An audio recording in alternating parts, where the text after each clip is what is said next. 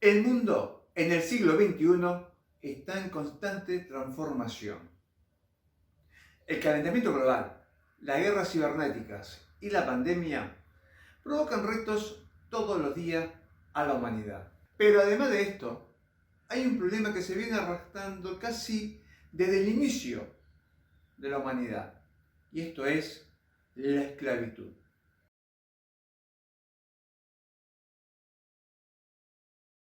A fines del siglo XIX ya no quedaban países en el mundo donde sus constituciones favorecieran la esclavitud. Pero según la Organización Australiana de World Free y la ONU, hoy en día, en pleno siglo XXI, 46.8 millones de habitantes viven en situación de esclavitud. El 58% de las personas que se encuentran bajo el régimen de esclavitud hoy en día básicamente están en 5 países: la India, China, Pakistán, Bangladesh y Uzbekistán. La India cuenta con 18.3 millones de personas esclavas. Lo sigue China con casi 4 millones de habitantes. Uno de los principales rubros de trabajo esclavo es la explotación sexual. Se calcula que entre 4,5 millones y 5 millones de personas son víctimas de explotación sexual forzada, de los cuales 2 millones, aproximadamente 2,5 millones, serían menores de edad. De este total, el 98% serían mujeres y niños. Se estima, según la ONU y The World Free, que cada persona le reporta a su victimario unos $21.800 per cápita. Estas, por su parte, suelen ser víctimas de todo tipo de abuso sexuales, físico, psicológico, y son obligadas a seguir trabajando bajo amenazas de ellas personalmente o de su familia. En la mayoría de las veces son personas que viven en países con graves situaciones y crisis de hambre y de guerra. Muchas veces son llevadas a diferentes países, a diferentes lugares, bajo la promesa de una vida mejor, de poder juntar dinero para su familia y poder después llevar a su familia. La mayoría de las veces esto no sucede. Y es tan grande la deuda que generan estas personas con sus captores que les es imposible pagarla. Jamás podrán pagar esas deudas. Por lo tanto, de por vida deben ser esclavas y trabajar para sus captores. En la pesca, miles de personas son forzadas a trabajar de manera esclava. Este fenómeno es muy común en países como Tailandia, que es el tercer importador de marisco del mundo. Tailandia es acusado de formar su tripulación con mano de obra esclava, principalmente con ciudadanos birmanos y camboyanos. Otro rubro donde es muy común la mano de obra esclava es la agricultura. Mientras nosotros tenemos un jeans, un deportivo, una remera, donde su materia prima es el algodón, ese algodón seguramente fue cosechado, o muy probablemente fue cosechado en Uzbekistán. Uzbekistán utiliza prácticamente que en la totalidad de su mano de obra para la cosecha de algodón de mano esclava. Cada año, más de 1 millón de personas, incluidos ancianos y niños, trabajan en la recolección de algodón en Uzbekistán. Lo hacen sin paga, bajo amenazas y obligados por el gobierno de su país. Uzbekistán es el 6º productor mundial de algodón. Cada año, su venta genera ganancias por $1.000 millones al país. Pero esta producción se sostiene en un sistema de trabajo forzado, según denuncias de organismos como Human Rights Watch y Amnesty International. Con el protocolo llamado Medidas Relativas a la Cosecha de Algodón con Entusiasmo, el gobierno uzbeco obliga cada año a los trabajadores públicos a participar en la cosecha, que transcurre entre septiembre y noviembre. El gobierno impone cuotas de recolección a cada institución pública y gobiernos locales, que a su vez obligan a sus trabajadores a cubrirlas bajo amenaza de despido, pérdida de beneficios sociales o penas de prisión. Además, los estudiantes son enviados directamente desde sus escuelas, inclusive desde los jardines de niños. Según la ONG Cotton Campaign, cada persona debe cosechar hasta 80 kilos de algodón en jornadas de 14 horas al día. Además, son recluidos en granjas con escasa alimentación y obligados a trabajar aún estando enfermos. No son los únicos forzados a participar. Aunque las empresas privadas pueden negarse a enviar trabajadores al campo, a cambio deben pagar una cuota al gobierno por el trabajo no realizado. Aunque las denuncias no son nuevas, Human Rights Watch culpó recientemente al Banco Mundial de financiar estos proyectos agrícolas.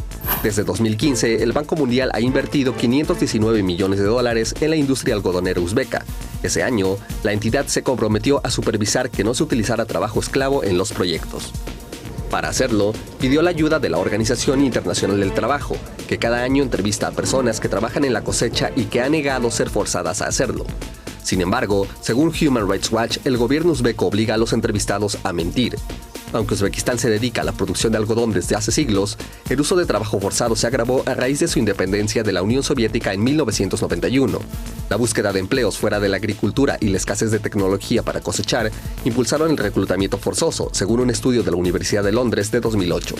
Organismos como Slavery International y Human Rights Watch han entrevistado a docenas de trabajadores y documentado el reclutamiento forzado. En 2012, 274 de las mayores marcas de ropa del mundo firmaron un compromiso para no comprar algodón de Uzbekistán. En respuesta, el gobierno uzbeko prohibió el trabajo infantil. Pero un año después, organismos internacionales corroboraron que el trabajo infantil, aunque había disminuido, no logró ser erradicado. En un reporte reciente, el Foro Germano-Uzbeko de Derechos Humanos aseguró que en 2016 el gobierno obligó nuevamente a niños de entre 11 y 16 años a trabajar en la cosecha. Tras 27 años de ser gobernada por el mismo mandatario, Uzbekistán tuvo un relevo de poderes en 2016. El nuevo presidente prometió una serie de reformas económicas y a favor de los derechos humanos. Sin embargo, los cambios aún no llegan. La mendicidad forzada es otro rubro esclavizante que utilizan los criminales, principalmente con niños, huérfanos, niños que están solos, para obligarlos a pedir limosna en las calles a su beneficio. ¿Qué pasa en Uruguay con la esclavitud? Bueno, ahora nos vamos con Diego Piris porque se profundiza la investigación por la explotación de ciudadanos cubanos y venezolanos en Canelones. Él mismo noticiaba de esto días atrás. Diego, buenas noches. ¿Qué está pasando? ¿Cuál es la novedad en este caso terrible de la ciudad de Canelones? Buenas noches, Nano. Así es, se sigue trabajando a nivel de la Fiscalía en este caso de explotación de trabajadores cubanos y venezolanos que llegaron a nuestro país y como contábamos el viernes, estaban ubicados en una pequeña casa de Canelón Chico donde trabajaban durante todo el día por ese plato de comida y por la vivienda. Hoy estuvimos hablando con la fiscal del caso, quien nos dice que todavía no fueron atrapados los cabecillas de estas personas que se encontraban allí, justamente como les decía, en Canelón Chico, y por eso se sigue trabajando intensamente a medida que se va interrogando a gente, a ciudadanos cubanos que estaban involucrados en estos hechos, que eran víctimas de esta explotación. Escándalo en Uruguay por presunto caso de esclavitud. Las autoridades descubrieron que en un barco chino que ancló en el puerto de Montevideo viajaban al menos 28 personas africanas en condiciones infrahumanas. Los tripulantes denunciaron ser víctimas de golpes, humillaciones y trabajos forzados sin remuneración durante 7 meses en alta mar. El Sindicato de Pesca Uruguayo, el primero en recibir los testimonios, informó que los extranjeros comían arroz una vez al día y solo podían beber agua del mar. Luego de una revisión médica se pudo constatar que los africanos fueron golpeados, algunos presentaban síntomas de malaria y había un posible caso de tuberculosis. En Uruguay la esclavitud moderna es una problemática muy grave que afecta fundamentalmente a niños, niñas y adolescentes y mujeres adultas. Específicamente podemos hablar de la explotación sexual o de la violencia sexual y de lo que significa el comercio del sexo que involucra especialmente a niños, niñas y adolescentes. También podemos visualizar otras, como la trata de personas, pero yo diría que en Uruguay hoy está siendo un problema muy grave y de una magnitud muy importante la explotación sexual de niños, niñas y adolescentes. Los 527.000 habitantes de Uruguay, entre los 5 y 17 años, ejercen alguna labor. La explotación sexual es un problema básicamente de poder, en donde se utiliza a niños, niñas y adolescentes y también a mujeres en edades jóvenes de 18, 20, 23 años, básicamente por varones que están dispuestos a pagar por tener sexo con estos niños, niñas y adolescentes. Y yo creo que básicamente esto tiene que ver con factores culturales como el patriarcado, como el machismo, que habilitan a los varones a utilizar el cuerpo de los niños, niñas y adolescentes para su gratificación. Es un problema social y es un problema cultural.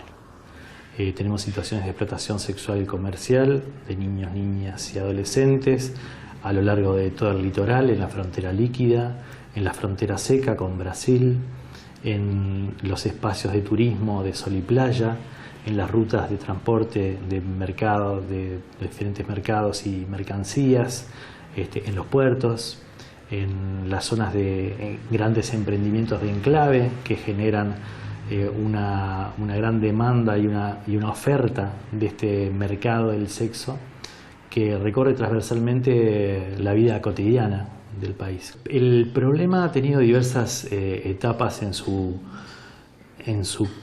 formas de expresión y en el recorrido por el imaginario de los uruguayos. En principio, la reacción cuasi natural es la de la negación, decir, bueno, este problema no existe, y las instituciones de distinto tipo tuvieron que empezar a mirar el problema y pensar cómo atenderlo.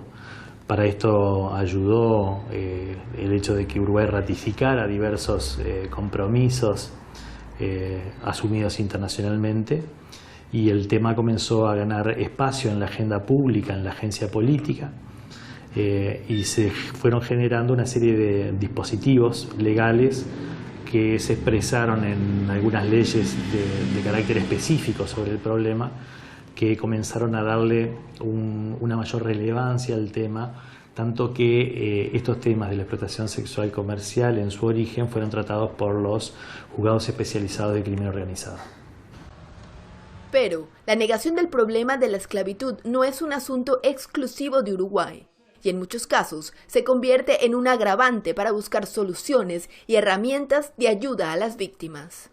En el año 2012, por una denuncia que llega a través del colectivo Cotidiano Mujer, se descubre que en una casa de Carrasco, en una mansión perteneciente a la familia Fernández Manjar, se encontraba un grupo de ciudadanas bolivianas en situación casi esclava, prácticamente con hambre, y los hacían trabajar durante 14 o 15 horas diarias, pagándole prácticamente una miseria o nada. La familia Fernández Manjar son dueños y propietarios de la ex Fripur y de las empresas Chic Parisien, las Casas de la Estela e Indian Aure.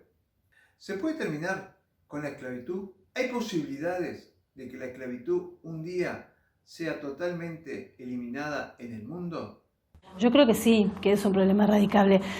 Es muy difícil porque es un problema muy complejo en donde intervienen multiplicidad de factores, no solamente los factores culturales, sino que hay otros factores que también intersectan, como los económicos, como otras situaciones de vulnerabilidad.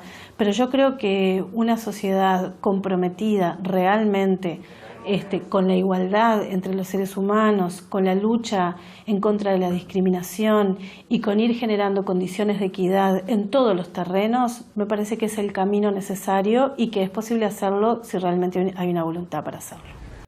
Para terminar con esta situación, se necesita un trabajo social y sistemático de la sociedad en su conjunto. Pero para que eso ocurra, se debe suceder dos cosas previas. Lo primero es difundir que este es un problema y que existe. Y luego se necesita voluntad política de los gobiernos y de los países para poder encarar el tema y erradicarlo. A pesar de todas las evidencias, algunos líderes no quieren asumir la existencia de este flagelo y prefieren creer que esto es un hecho del pasado. que en el presente hoy no existe. Muchas gracias y nos volveremos a encontrar muy pronto.